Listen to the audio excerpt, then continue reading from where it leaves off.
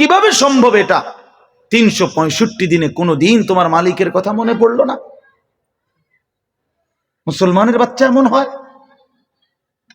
মুমিনের বাচ্চা এমন হয়, মুসলমানের সন্তান এমন হয়, এই ইমানদারের সন্তান। কোন মার ঘরে জন্ম নিলা বেটা? কোন বাবার ঘরে বড় হইলা? আফসোসের বিষয়। আহা মুসলমান, বাপও ভুলে গেছে আখেরাত, সন্তানও ভুলে গেছে আখেরাত। বাবার চোখের সামনে 16 বছরের ছেলে আপন ঘরে ঘুমায়, একই ঘরে একই বাড়িতে ঘুমায়, বাপ মা জীবিত, ছেলে এক ওয়াক্ত নামাজ পড়ে না। বাবার চোখে পানি নাই, মায়ের চোখে কোনো পানি নাই, খালাস, সব আল্লাহ ভুলে গেছে, আখেরাত ভুলে গেছে। বাবারও ফিকির দুনিয়া কামাই, সন্তানেরও ফিকির দুনিয়া কামাই, সবাই মিলে ব্যস্ত আমরা। তাহলে আখেরাত কার জন্য? কোরআন আল্লাহ তাআলা 23 বছর কার জন্য নাজিল করলেন? প্রিয় নবী সাল্লাল্লাহু আলাইহি ওয়াসাল্লাম 23টা বছর চোখের পানি ফেললেন কার জন্য? তায়েফের রক্ত ঝরাইলেন কার জন্য? উহুদের দান দান শহীদ করলেন কার জন্য? পেটে 2টা পাথর ক্ষুধার কষ্টে বাঁধলেন কার জন্য? বলেন না বাপ, বলেন।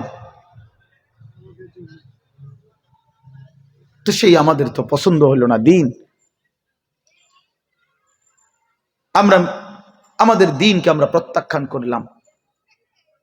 এই জন্য আল্লাহ নবী সাল্লাল্লাহু আলাইহি ওয়াসাল্লাম হাসরের ময়দানে নবী সাল্লাল্লাহু আলাইহি ওয়াসাল্লাম বলবে, উম্মতের আমল নামা দেখবে আর বলবে যে উম্মত, আমি সেই নবী যে 23 বছর তোমাদের জন্য কেঁদেছিলাম। এশার নামাজের পরে দাঁড়াইছি, ফজরের আজান পর্যন্ত এক দাঁড়ানোতে চোখের পানি ফেলছি। আর আল্লাহ তাআলা কোরআনুল কারীমের মধ্যে বলছেন, ফাবিআইয়ি হাদিসিন বাদাহু ইউমিনুন।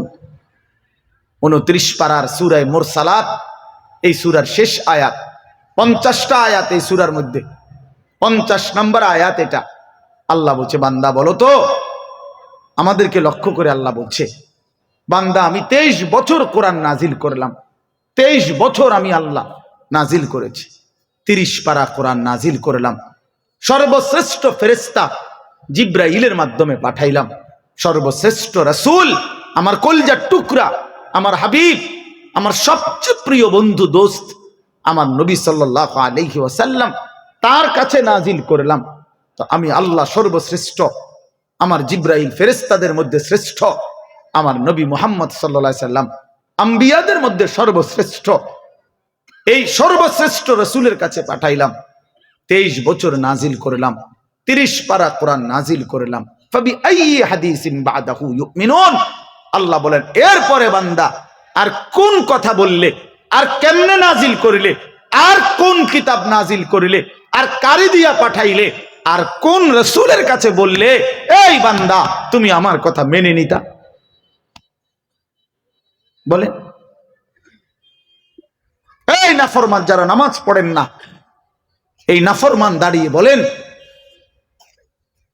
আর কেমনে তোমার মালিক বললে তুমি নামাজ পড়তা? বলেন। আর কতবার বললে নামাজ পড়তা? 30 বছর ধরে যে সুদ খায়, এই সুদখোর হারামখোরকে জিজ্ঞাসা করেন, হারামখোর, আর কতবার বললে তোর মালিক সুদ ছেড়ে দিতা? 30 বছরও বুঝো নাই সুদ হারাম? মুসলমান এত বড় নাফরমান হয়? 30 বছরও বুঝো নাই? 30 বছরও কলিজার মধ্যে কথা আসে নাই? একটা যুবক ভাই তোমাদেরকে বলি, বাবা 365 দিনে কোনো দিন ফজরের নামাজ যারা পড়লা না, 365 দিনে খোদার এক বছরে কোনোদিন ফজরের নামাজ পড়লা না, তুমি কিভাবে সম্ভব এটা? 365 দিনে কোনো দিন তোমার মালিকের কথা মনে পড়লো না? মুসলমানের বাচ্চা এমন হয়, মুমিনের বাচ্চা এমন হয়, মুসলমানের সন্তান এমন হয়, এই ইমানদারের সন্তান। কোন মার ঘরে জন্ম নিলা বেটা? কোন বাবার ঘরে বড় হইলা? আফসোসের বিষয়।